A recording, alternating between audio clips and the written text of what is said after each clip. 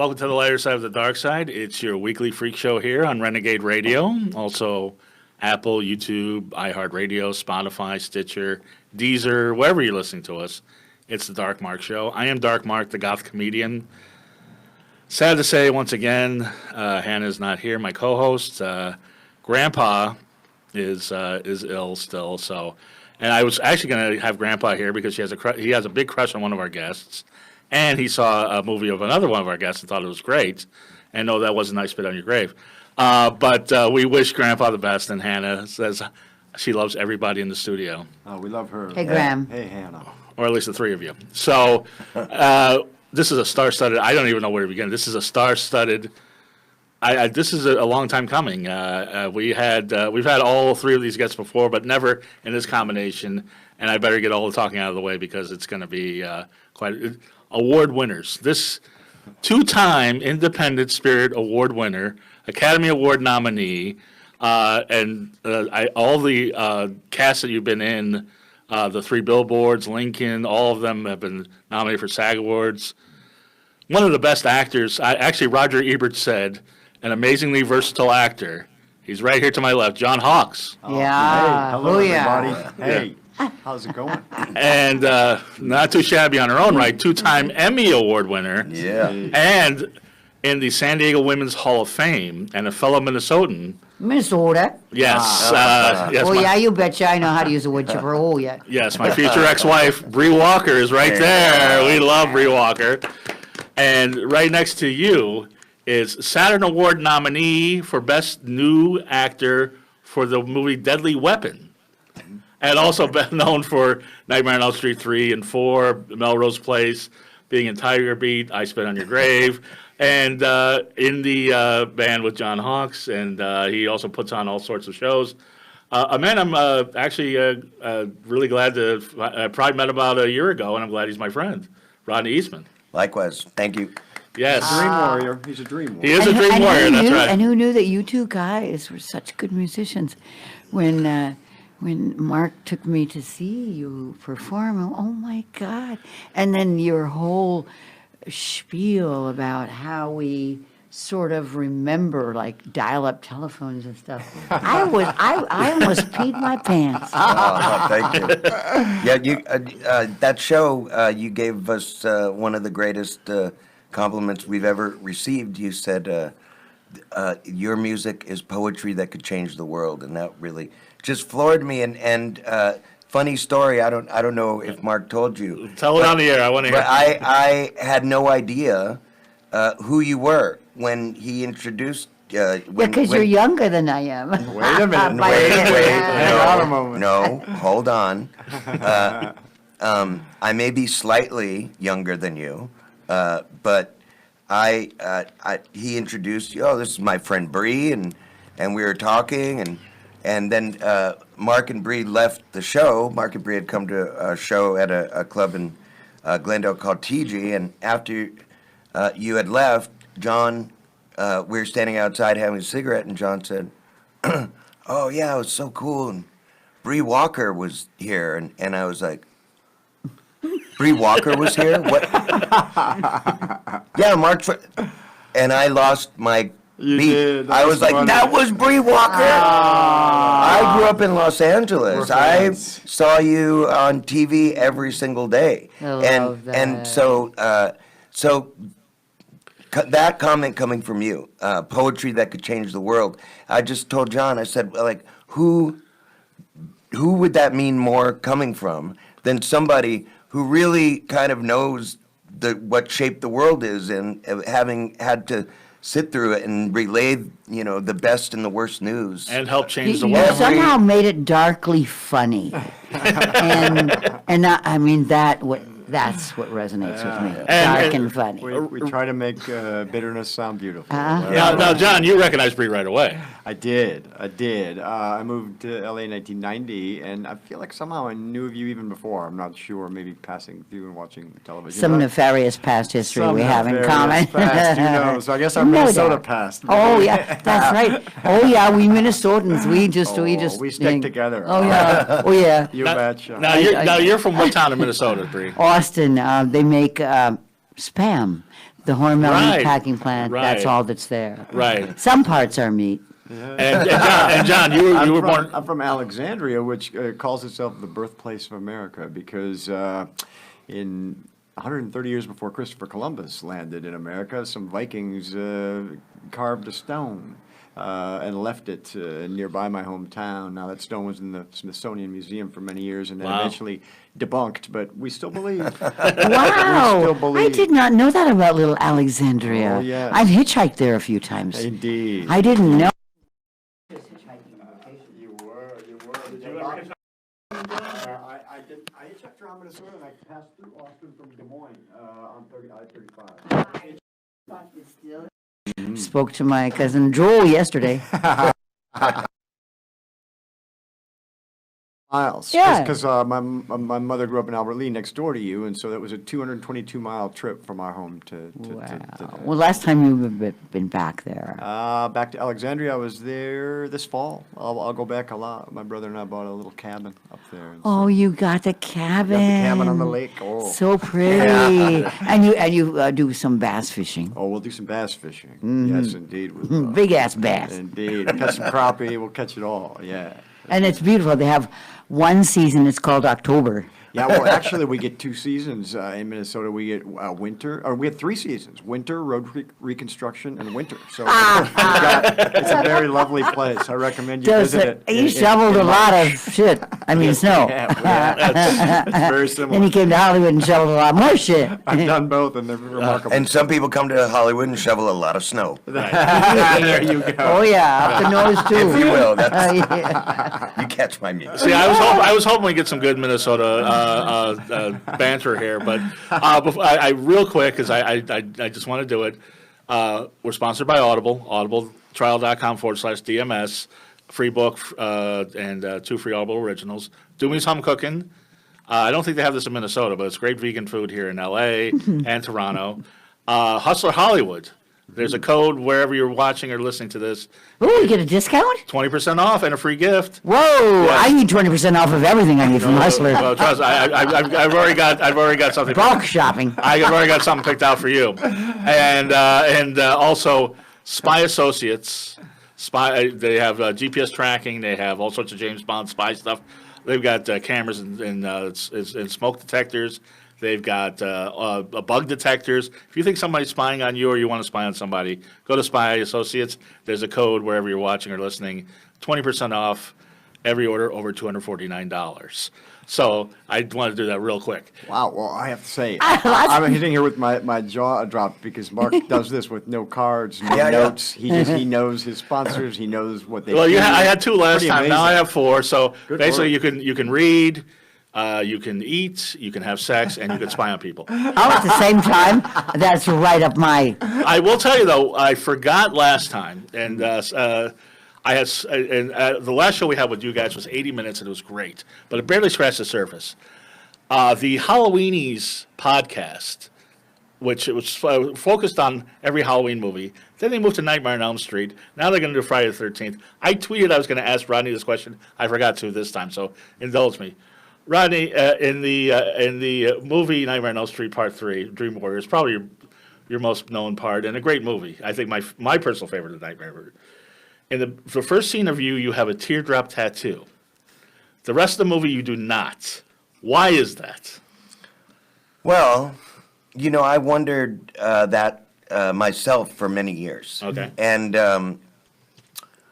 and that was actually the first shot that I did for the movie. And in makeup they put on the teardrop, and then it never came back again. And Now, was that your idea? Was that no, it's in the script. And I always chalked it up to somebody in continuity just forgetting to mark the script and put it back on again. But interesting note, I recently was cleaning out my house and I found my original Nightmare on Elm Street 3 script. Right. With all my notes written in it because I couldn't talk, so every scene I was in, I wrote down what my character was actually thinking. Right. So it was a great little time capsule. And also, there's pictures drawn on it, and there's also, directions to the local pizza place on some pages, and it turned into sort of a scratch paper book. But I was reading through it, and I read that scene, and what it actually says in the script, it says, we meet Joey Crucell, who stares lovingly at Marcy, the naughty nurse, and it says, we see Joey Crucell peer through the door, and he has drawn a teardrop on his face. So it never said he has a teardrop tattoo. It says that he has drawn a teardrop tattoo on his face. And I still don't know why I drew the teardrop on my face. Maybe I was an aspiring prisoner, an aspiring felon. Gang member. Yeah, right. Maybe you were sad. Was your character sad from the previous My character. episode? Well, no, that was the first First one I was in. Okay, Yeah. got you. You guys always seem to be raising the bar somehow. Well, speaking of raising the bar, must have been sad. watch this segue. And you must have washed your face too, because Yeah. otherwise it would have been there the whole Right. time. I used to watch it every day back then. Yeah. So Joey now. Joey is clean. He washes his face. He washes his hands for 20 seconds. He does all this. When do you hear this? Coronavirus has changed the world. COVID-19. When do you hear this segue? Now that was a teardrop tattoo. You asked me what specific movie John was nominated for the Academy Award for, and that was to play a character named Teardrop Who in did not Winter's have a Bone. teardrop tattoo. And why not? The director didn't like that. We put a little X there instead, a tiny little X. Right, there was something there. There But was. yeah, okay. Do you think the teardrop is symbolic of something that's the pathos of sadness or the reality of the demon? Because in like the HBO show The Outsiders, the drinker of tears is one name for Satan, the drinker of tears, and it's made me wonder about teardrops. Yeah, I feel like the tattoo has to do with how many people you've killed, right? Yeah. Oh. There's a whole code of it. If it's filled in, that you've killed somebody, but if it's empty, you've lost somebody I see. to violence, or They're different things to different people, but Yeah. I think it was. So you studied teardrop then, Rodney? You But Rodney studied. just did a lot of time.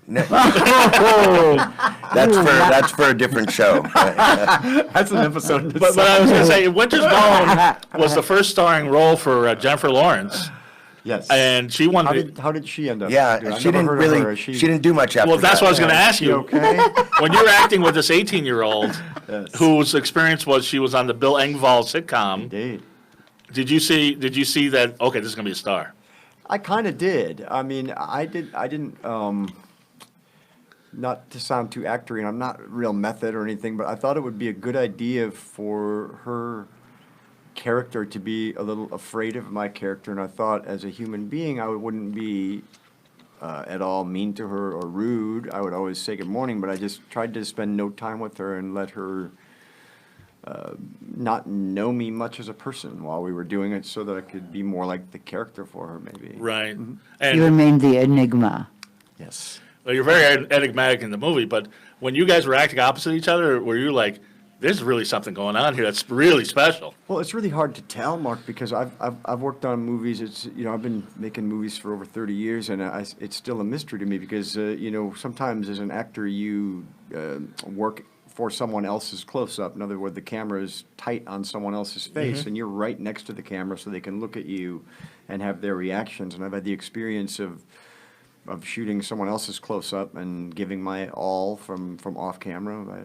Many actors do their best work off camera. I know I do. I'm always good. It's like, can we turn it around again? Now I figured it out. Right. But anyway, It haunts you in the night. Several times it does. Several times. But I've you're had the usually the experience- supporting actor, so. Well, several times over the no, that's a joke. I mean, they wouldn't do it for anybody probably. But several times I've had the experience of thinking, oh, that person, bless their heart, wasn't very good. I didn't feel a thing, and I walk back to the trailer and then see the movie a year later, and that person's amazing in that scene.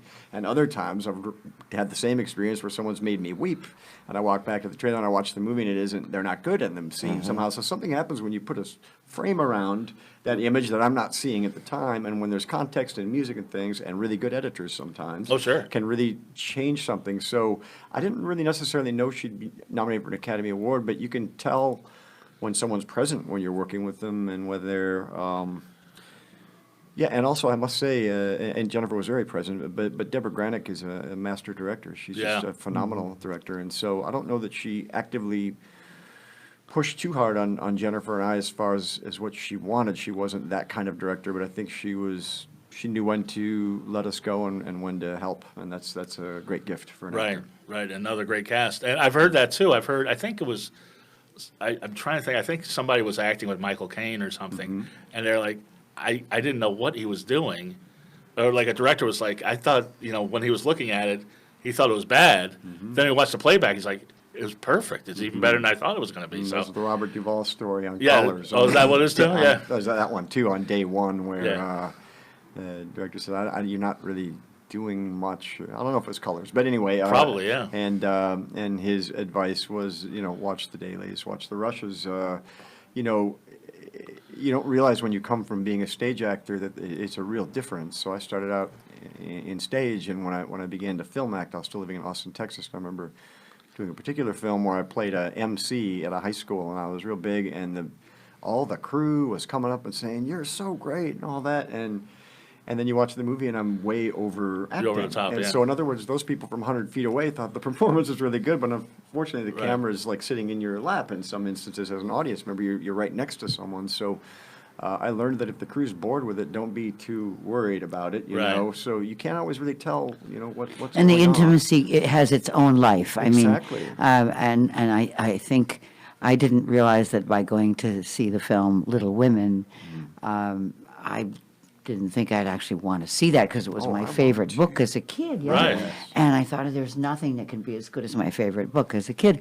But as I watched and I started to appreciate the intimacy that evolved between me and this reluctant experience I was expecting.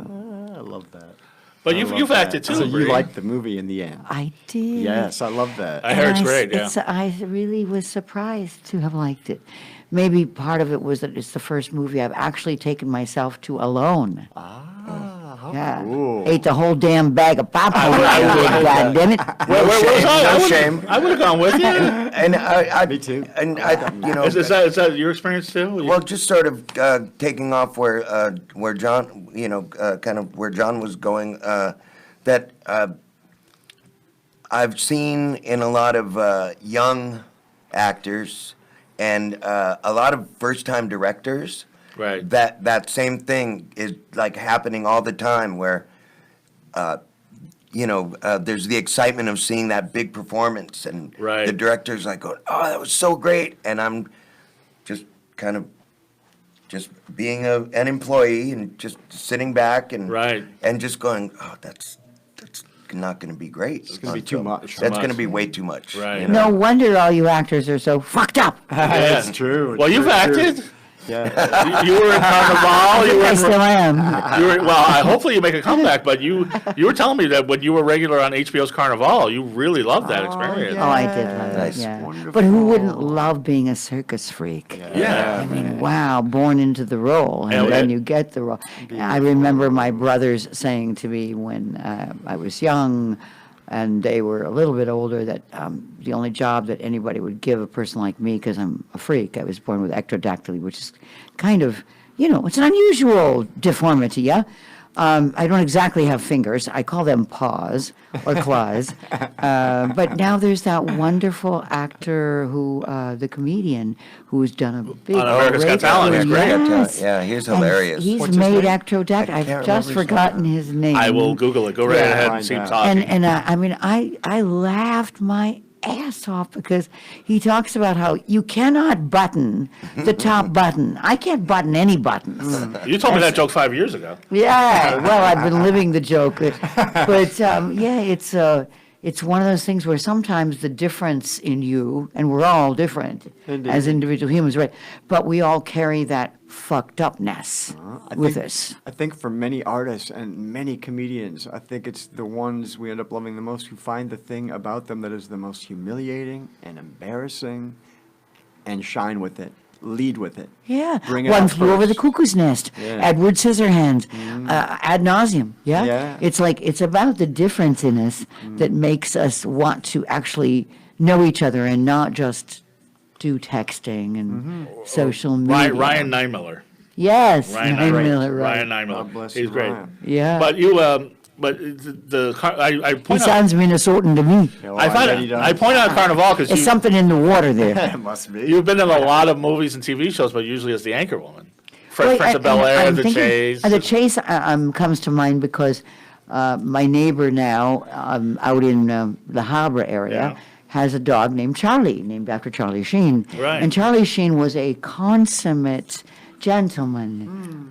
Working with him was amazing. And he was Really? going through his stuff at that time. But yes, I played Wendy Sorensen, and and she was an anchor in the sky and all that, the helicopter thing. And yes, very much I have parodied myself, and that's a wonderful Right. gift. Charlie because the Sheen- truth is, Charlie Sheen was the Total whole Gentleman job to is you? a parody. Oh, he was so cool. Really? Yeah, fresh flowers in my little star trailer every day. Yeah, I mean, isn't And he was such a bad boy, huh? isn't sort of all show business really just a evolution of the sideshow from before Indeed. TV and traveling Yeah. shows Yeah, and that's what the Carney's gypsies and exactly, gypsies, tramps, and Troubadours, thieves. Yeah. gypsies, Yep. all of it. But I Yep, just and during the Great I- Depression and is I- when it all expanded, of course, because there was not TV. There were only these traveling circus shows. And because the Dust Bowl days allowed a lot of flim-flam people to do their thing, we had a lot of flim-flam people on the set of Carnival, some really good ones. And some of those actors actually got so typecast, they couldn't find jobs. Michael J. Anderson, who was the dwarf in Twin Peaks, Yes. was in there. He was Comes to my. mind, yeah. We were commenting on him as he walked by in the scene where I'm standing at the hanging clothes with Deborah Yeah. and Christopherson, wonderful actress, and she's the bearded lady, and I'm me, and Sabina. So Sabina, the Scorpion Queen, Right. and I'm the ex-wife who's come back to haunt him. Now I've got my own little flim-flam circus show, and I'm there to take over, but things get complicated. So as he's walking by, and he's kind of a little guy, and I look at it, and it's the favorite role I've ever been able to play with these words that were not in the script. Not everything on him is small. You ad-libbed that one. Yeah. Oh, wow. And they kept it in. That's great. love Yeah, and if I may interrupt, that I've always thought that artists and criminals live right next door to each other. They do. Yeah, that They there's require something- each other. There's something very similar to the criminal mind and the Oh, absolutely. artistic mind. Not that I would know anything About that. Wearing a teardrop on Yeah. your face that you drew yourself. Uh-huh. That's the least of it. But speaking of that, Yeah. I was going to ask you because last year you were in probably, I think, the #1 independent movie of the year, The Peanut Butter Falcon. Yes. Yeah, I mean, Okay. today I was just trying to catch up with your whole film career. God, you are a storied guy and understudied, I think. Oh, But well, thank you. Underappreciated, I think. Oh, just perfect. But Just I- like I like it. I was going to say now, Shia LaBouf, Yes. is he all right or is he? He's amazing. Oh, yeah? It's unbelievable. I mean, we hear stories about people. Yeah. And you live in this town. They're just often not true. I mean, I've dreaded working with certain people that have been deemed difficult to work with or whatever. And a lot of times they're just people who want things right. They're kind to everyone who's below them on the ladder. Mm-hmm. They might have issues with some people above them on the ladder Right. occasionally, but that's only because they want things right. They don't want to be in a piece of shit. Right. And so that can earn you a bad reputation sometimes, I suppose. Yeah, But the perfectionist thing, which is, Yeah. people attribute, I think, to addictive personalities. Perhaps. But, I mean, Is that John, why? Rodney, isn't it true? And Mark, we've talked about Sure. this a bunch. We all have addictive personalities. When we talk about normalcy, that's the aberration. Yeah. There is no such thing as a true normal human that I've ever met. Oh. I don't trust them. You wouldn't trust anyone like that, right? But maybe one of the most charming and innocent people But was anyway, Shia, if I may, is an amazing Yeah? human being and unbelievably great actor. I've worked with Daniel Day-Lewis. I've worked with a lot of fine actors, and Shia's He's right up there? Right up there. Wow. But the guy who was the lead character, Zach, I don't Yeah. know his last name. Yeah. In the Peter Falcon, who is Zach Gottsagen. okay, Zach Gottsagen. He's got Down syndrome, or has he He's a got? Down syndrome person. So I Oh, haven't. he authentically is, huh? Yes. Yeah, and that's the thing, because I was last time you were here, I was talking about how great the Sessions was, and I know that before you played that role, you said, "Isn't there a guy with polio that can play this?" And so it must have been Disabled actor of some kind. Yeah. yeah, so it must have been gratifying to be in a movie where the star is a disabled person, and he was great. Yeah, he's fantastic. Zach's a delightful human being. He's a joy to be around. I never really had a Down syndrome friend per se, but Zach is so. I don't know. I don't want to get trickly, but he's kind of an ideal. He's an angel. He's an ideal human being. Yeah. He certainly has his struggles and his frustrations, as we all do. But there's a part of him that's so large, that's so much love. It's just he's funny as well. He's got great timing. He's Wow, fun, your fun to be eyes are around. all getting kind of teary right now, Well, Sean. He's a lovely cool guy and a good actor. He is, and it's been really fun to get to spend time with him after the shooting and do events with him and such like. It's been really nice. And did I read? Because I got to see this movie. You saw the movie, and I know you liked it. incredible. Although, Yellow Wolf is like your partner in crime, the He rapper. is. Yeah, he's also a really, really cool man. Really Yeah. great guy. Yeah. So I got to see. Love I the got Wolf. to. I got to see this movie. I finally saw Martha, Marcy, May, Marlene. Oh, great. What do I owe you? Which, How are those residuals, John? which John plays. Another penny from John plays a cult leader with Elizabeth Olsen, which community leader. community leader. Excuse me, pardon me. But An influencer. Elizabeth Olsen's first starring role, and once again, you're like you Of the Olsen twins. Yes, her, Well, no, her sister. her younger sister. Oh, my. Yeah. They've really... Also an amazing human being. I wish I could sit here and talk dirt, but I mean, I feel like I'm in a business where 99.9% of the people are really cool. Really cool, yeah. I've run into a few assholes in 30-some years of filming, but not too many. Yeah, Rodney, but myself, but that's about Other than you two. he's And the best. me. No, but All I gotta do is look in the mirror. but you got to sing and play There you guitar in that go. movie. You must have liked that. That was really enjoyable to sing and Yeah, play, you play guys guitar are such in that good movie. musicians. I mean, I had no idea. I've respected your work as actors, but, when Mark said, come see these guys play, and this lovely little neighborhood lounge.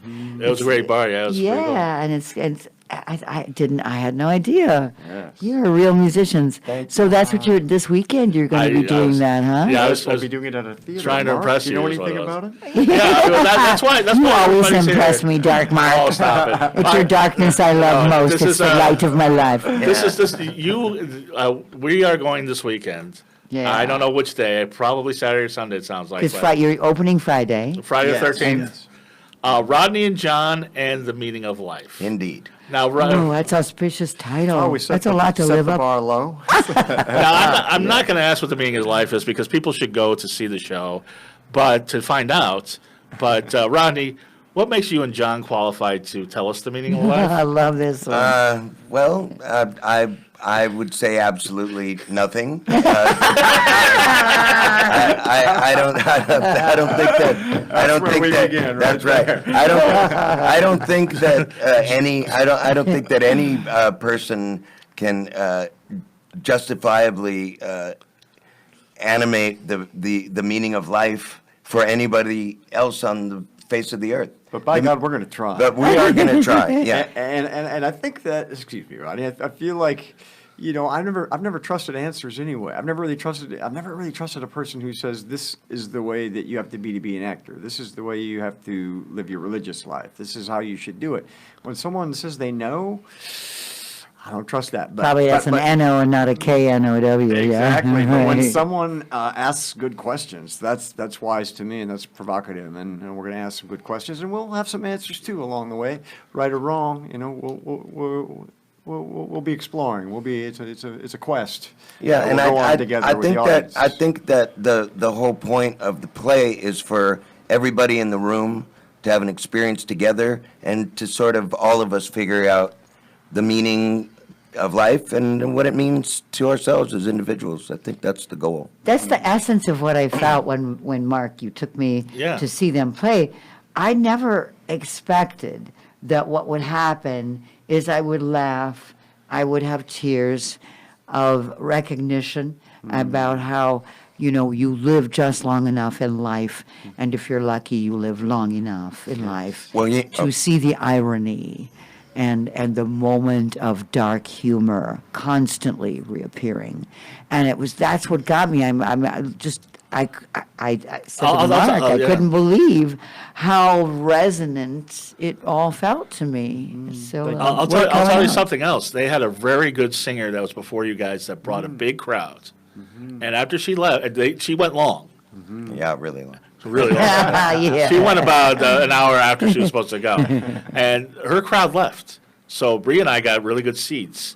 And as the show progressed, you could see the room getting fuller and fuller and fuller till it was jam-packed and everybody was enraptured. Yeah, and even with Gen X and Gen Next kids, Yeah. they got it. That's interesting. They got Rodney, it. Rodney speaks about that a lot. that Yeah, people seem to get us. also, so the play Rodney and John and the Meaning of Life, we have a Instagram. It's on, it opens March 13th at the New American Theater. That's in Hollywood. They've also got an Instagram and a Facebook and all that. You can find the play there. It's 1312 1312 Wilton Place. Wilton Place, yeah, in Hollywood. On And- Friday the 13th. And Ooh, you're it brave. is Friday the 13th, yeah. Friday the Perfect for 13th, you. good luck day. Closing on the Ides of March as well. Sunday. And this is a snow moon season. Beautiful moon tonight. So what you just touched on about Generation Xers and Generation Nexters and Millennials. So also, what I've been really busy with lately is my partner and I have a company called Smarties and Dummies, and that's sort of our umbrella company, and we do comedy shows every Monday at the North End of Hollywood, and we do a music night every other Sunday called Sunday Songs. Right. And it's all acoustic singer-songwriters. It's really tightly curated. We get incredible talent on the show. And we started it just because those are the kind of shows that I wanted to go to. Right. It's totally selfish. And it's just, we started in November, and it's just really mushroomed very quickly. We get probably on a Sunday night in Hollywood between 75 and 100 people out. That's great. To every show. And it's called Sunday Songs because John and I, over this past year have stripped away, we played with the band and we've stripped away a lot of that, and it's just become just Rodney and John alone with two guitars. And we just started noticing when we were playing those shows, the crowd would just be dead silent. Drums and bass and volume give the audience an excuse to talk. But when you strip all that away, people pay attention and listen. And so we just started saying, wow, it's like church, really. And the vibe I got and was, so- I said to you, Mark, I said, it feels like early Bob Dylan. A little bit. Yeah. And so those are so we do those shows in Hollywood, Sunday Songs, at the Bronson Bar. And the next one is March 22nd. And it's the same vibe. It's 6 artists, just 20 minutes each. It goes through really quickly, great talent. And during their sets, you could hear a pin drop, literally. And I've just noticed that, I, in the beginning, thought, well, this is like a mature audience's sort of cup of tea. But as it's expanded, you see younger and younger people showing up. And it's like some people stumble into the bar just to see their friend, or they just happen to come in one night. And it's medicine, and I think like people really need it, and people come the first time and they keep coming back like they don't know, as if they didn't know that they needed that. Yeah. Silence, just a place to go and be quiet and pay attention in this world that's so loud and in your face all the time. And also with the young people, John and I have been having sort of a debate about it, that because there's so little truth and integrity going on around us right now, that maybe we're at the beginning of a wave where it's going to be cool to respect your elders again. That would be amazing. That could be a watershed moment in humanity. To listen, I just feel like young people are sort of cluing into, wow, it's not all about youth and bling, that maybe sort of our elder statesmen, if you will, have something to say, you know? Well, it's Maybe not, just- Because we Maybe- have that memory of the dial telephone, and we have that memory. We are the last generation that has the dial-up. well, I was going to say, telephone. everything's not on this. It's all about human interaction. Yeah, and we have that memory of human interaction before Sure. Facebook, and that memory of when the world, the United States especially, was kind of a kinder, gentler place. Yes. You know? Those were the MySpace days. But, My Sorry to get all philosophical. no, I was but- going to ask you, the show. That's all we got. I mean, if we don't live in our heads in the good place, where philosophy is what we do, then what are we? Just organisms just sucking up space and consuming? Yeah. Well, this is a great segue because I was going to ask Bree, and I know I probably ask this question every time you're on the show, but what happened to news? Oh, From when you were reporting the news. you know, I watched to it. I what's going watched on it now? change during. A lot of it seemed to come out of the fact that we could do live coverage. We can call it, sometimes it's the OJ moment. There are many moments that we can talk about. But the fact that, for instance, I want to draw a line to where we are now, we're talking about the coronavirus. It's a panic. And if you can't create panic, then you're not doing your job. That, to me, was sad in the essence of, I had this lovely, exalted period of time in my career where I sat at the anchor desk. But I also stayed in the field as a reporter.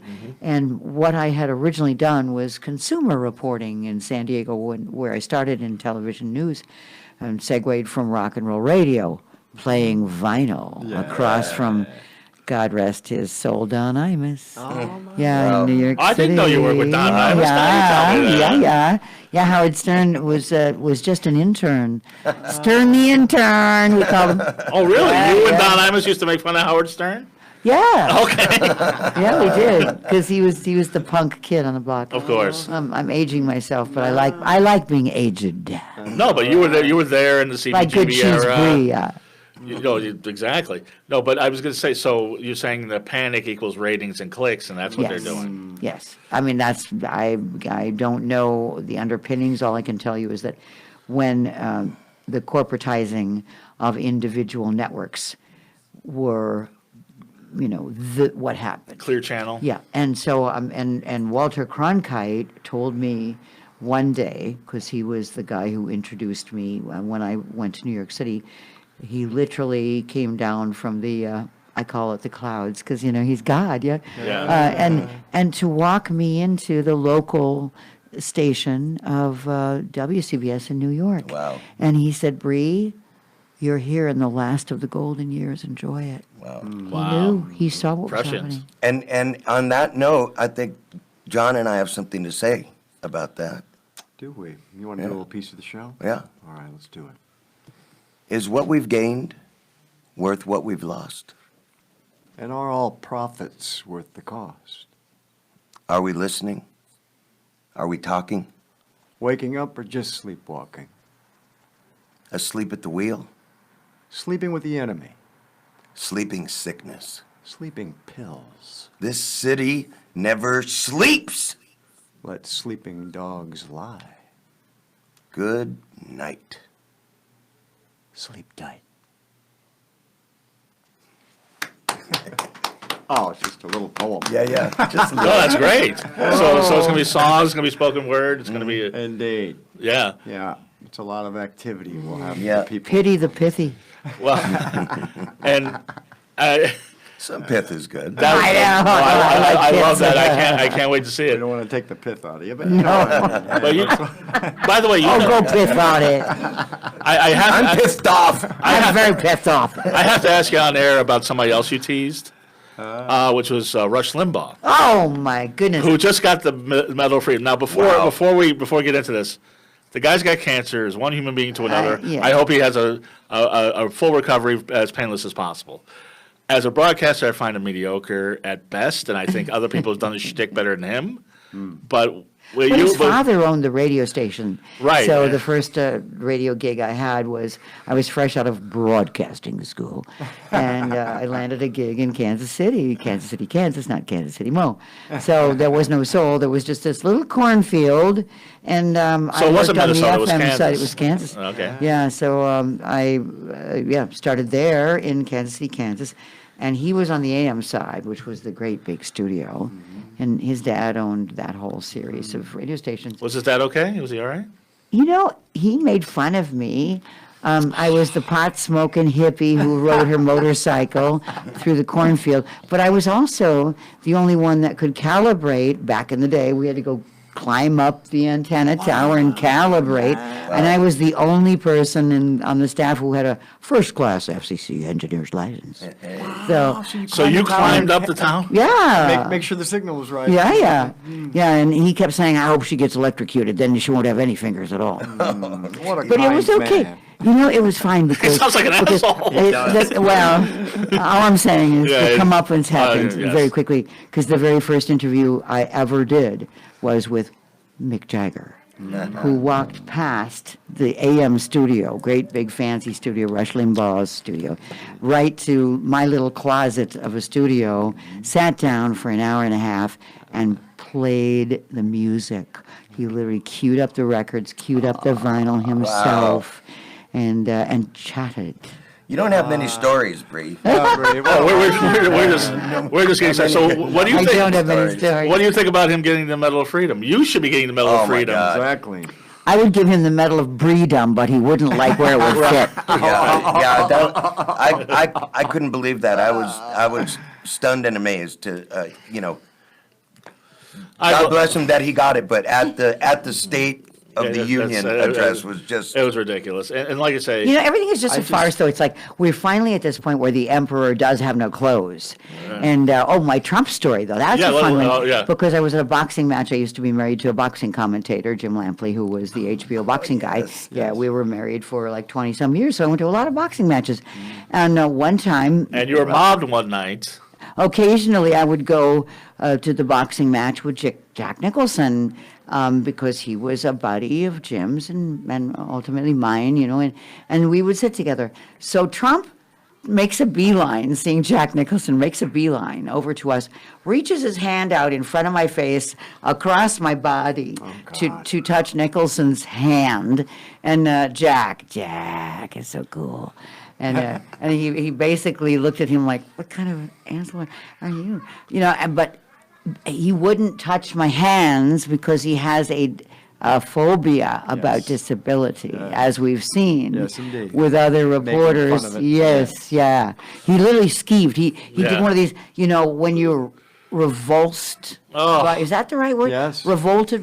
Yeah. He yanked his hand back, and Jack looked at him like, and then Jack took his hand away so that he couldn't shake his Donald Trump, and then he became our president. Well, I did grow up in Minnesota, so I could Yes, only yeah. vote Liberal Democrat. Yeah, No, DFL. That's Democrat, right. farmer, labor. That's right. But And funny, of course, they've switched sides many times too.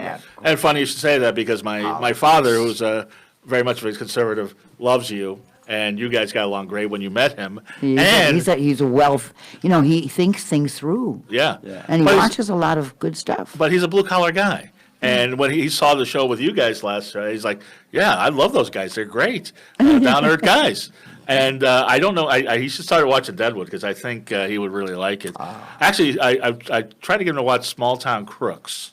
Yeah. Which is a movie that you starred in that Hannah and her grandfather just love. And they wanted to mention that. But we're almost out of time, but I got to ask, my friend Jack Slammy is a promoter in Las Vegas, had a couple Deadwood questions. Okay. Were you happy to revisit your role of Saul after an abrupt ending to the original series 10 something years later? Oh, yeah. I've said this before. I've had greater personal success, I think, as an actor, but Deadwood's the best job I ever had. It was such an amazing thing to return to that world and that amazing set and wardrobe and animals and HBO hiss does it and right. shit and all of that whole town and all of the amazing cast members. So it was a real joy to come back. And that's where Bree knows you from, because I was like, he was in Deadwood. He's like, oh, yeah, Saul. Yeah. And the other question was there any other role that you read for the show when you auditioned? I feel like I was given the script and told to kind of pick what I wanted to audition for. And I don't recall what ended up happening. You know, I'm sure I was aiming higher than I should have. I want Swearingen, yes. I probably did. Yeah. You know, yeah. I mean, you don't know the world at all. You just think, you know, I can be some kind of badass if I need to be. And then I actually did get offered a different role, which I won't say what that was. Okay. Because another actor came in and just fucking killed it amazingly well. But I was lucky to get to be Saul Star for all 36 episodes in the movie, so it worked out good. And you're not Jewish, and No, I'm not Jewish. I might be, actually. Okay. Honestly, Yes. my brother, yeah, we're working through a family controversy. Oh, well, Just there we leave it go. like that. Either way, it would explain a lot. Yeah, I think we're Ashkenazi. Bunch Indeed, of, yeah. indeed. That would be my link, Yeah. apparently. And you know, I was actually in the Deadwood movie. were you? What I was. did you do? I was an extra. Okay. Because when John was doing the series, I never got to audition for it. Yeah. And years later, when they were making the movie, I was like, John, is there any parts? No, it's all the original cast. You know. Like, Right. And I was like, you got to get me on as an extra. Then I just got to be.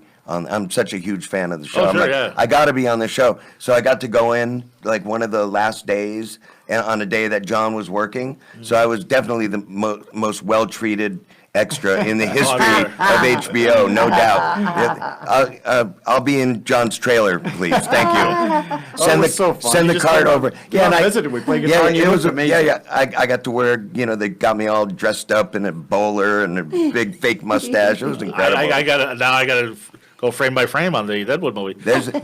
I do a nice swipe past camera. It's really great. But I was gonna before I left, I was gonna say, not too long ago, you had a Nightmare on Elm Street reunion at the Whiskey, or was it the Rainbow? That's right. Yeah. And How was that? It was all the pretty Dream amazing. Warriors, except for I guess Patricia and Lawrence were busy. Right, and also, well, there was a few people missing, but it was amazing time. We did a read of the original script Right. in front of a live audience. That's great. And and you had no lines. It was incredible. I had no lines, but much like I wrote in my script, I made cue cards, Okay.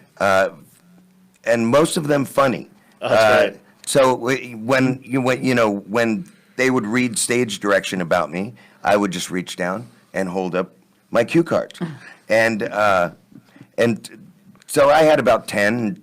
Some were just sort of normal, like what my character would be saying, but some, made jokes about the scene that was going on. I just thought you can't take it too seriously, and so it was really great, and Was Robert Englund part of it? yeah, Robert Englund was there, and he was amazing as always, and I've always had a great relationship with him,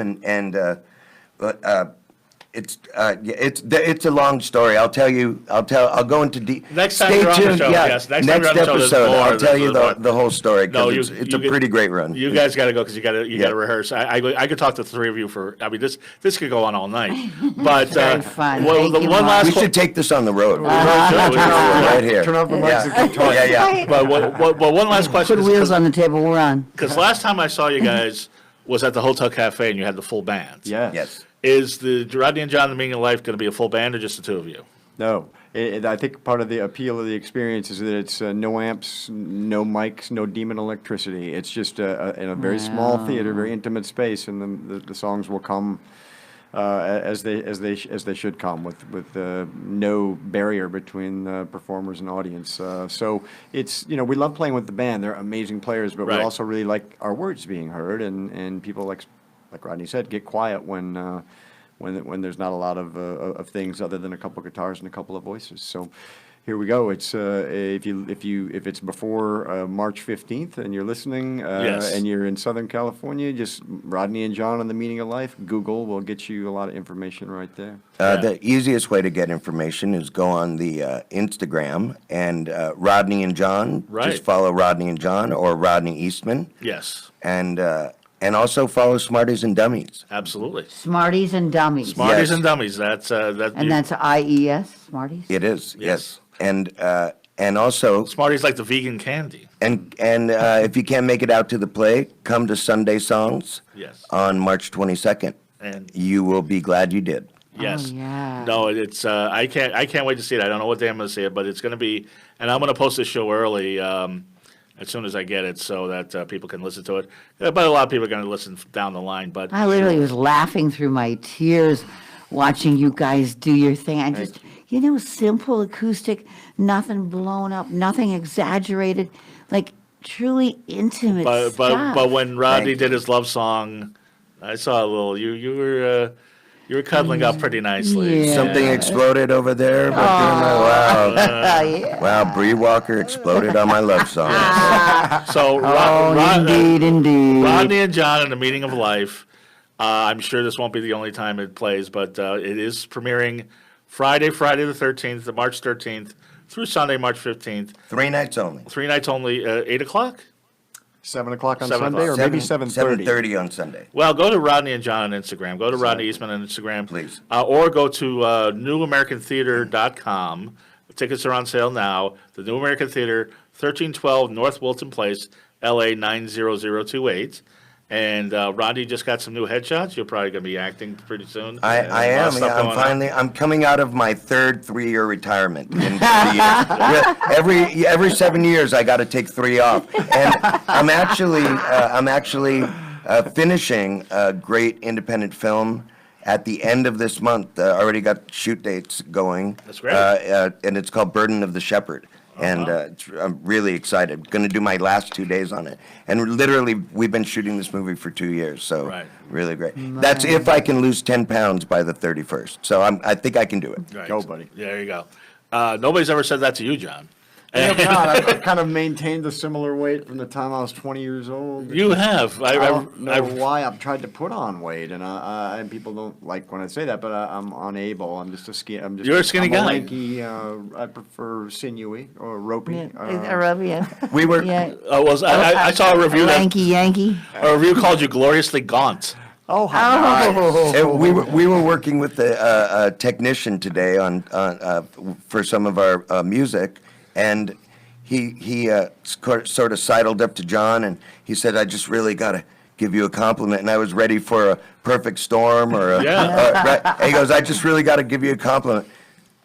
How much do you weigh?" And That's how a Hollywood moment. and how tall are you? I am so. Oh, I wish I was as skinny as you. Didn't even mention acting. Oh, we love vacuous Hollywood sometimes. You do, don't we? which is great. Not From Dusk Till Dawn, not Yeah. Perfect Storm, not Miami Vice, not American Gangster. How much do you weigh? Quite an accomplishment. Live. I like live. Who needs awards? Who needs awards? And Bree, you're laughing so hard you're crying. Now you're going to be starting a new radio show in San Diego soon? Yeah, I'm gonna do a podcast. Yeah, we'll Yes. probably launch on radio. But yeah, I'll be working with 2 producers that I've worked with for more than 40 some years. 2 guys. Yeah, they're finally retired. You were 6 at the time, and That's right. And you know 6 again. You know the great my partner in Smarties and Dummies, the great Angela Manzan, Yes. is a San Diego native. That's so right. she knows Bree too, huh? Well, oh yeah. Well, we're gonna have to. Well, exchange she's some- younger. She's than- younger. Yeah, But she knows. Yeah. No, Bree. Everybody's younger. I kind of like that. Oh, I don't mind. I came up with my favorite new self-quote this week. I said, "You're never old. We're just always getting old."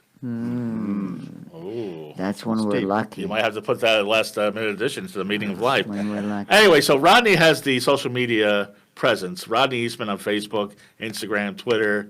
I'm Goth That's like a Comedian. No full-time Twitter. job. No No Twitter. Twitter, okay. Just Facebook, Still a Instagram. full-time job. I'm Goth Comedian on all social media. Yes. John and Bree like You the know- privacy, but if you want to follow me, just keep a safe distance. I was just gonna say, but one last thing before I go. When was the Blue last, Walker, no stalker, thank you. when was the last time you were recognized, and what did they recognize you for?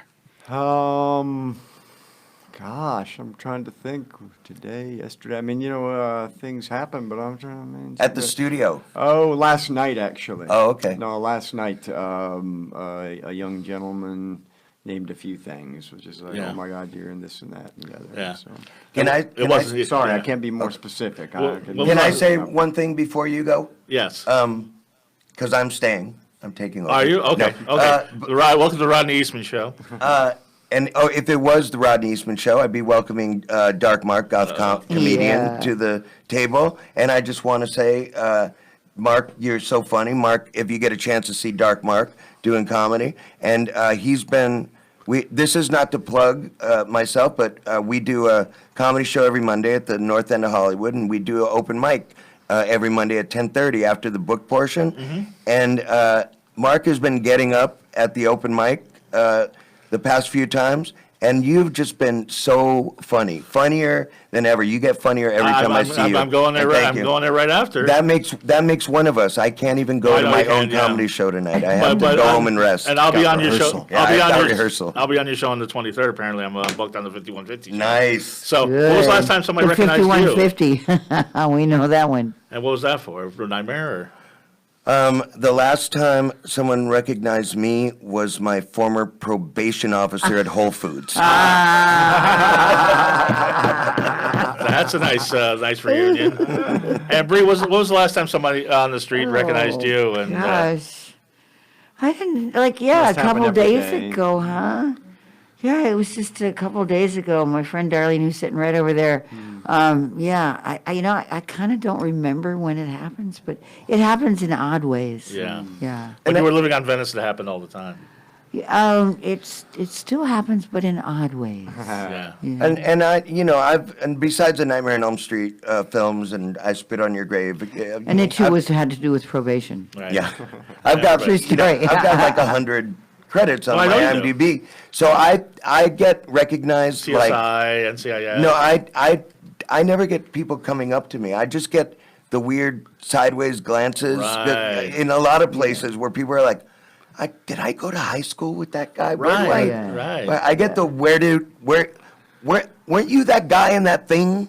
I get that's kind of my recognition. yeah. And LA But- is the city of dreams, right? Because either you are in somebody's dream, or they've seen you in a dream, or they've seen you perform a dream in Yeah. their head. It seems like LA is that magical place Certainly is. where it's an interesting connection. Everybody kind of assumes they're gonna meet someone There's some famous or magic be here in the famous. studio. Rodney, one more thing. One more thing, and really, not to be pithy again, but I'm 52 years old, and I've kind of grown out of the needing to perform to get attention, and I'm far more interested on putting the spotlight on other people now. That's great. I'm far more interested in trying to make other people famous besides me, and part of that is also selfishness and ego, because I've spent my life being a